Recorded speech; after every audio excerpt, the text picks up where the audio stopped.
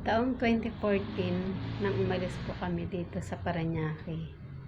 At ito pong lugar na ito ay walang ganyan. Wala po siyang mga skyway.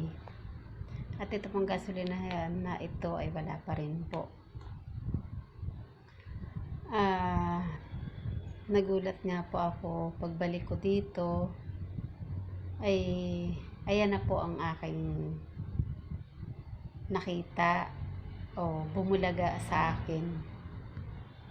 At sobra po akong napahanga dahil nagtataasan na po ang mga kalsada.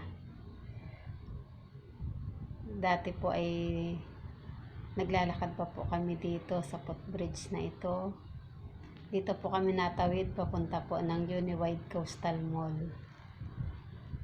At ngayon nga po ay wala na yung Uniwide, bali giniba na po pala siya at ginawa na po siyang PTEX. Ayun po.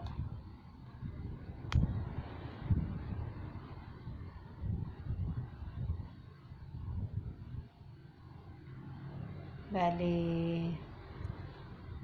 yan na lang po ang makikita ninyo, mga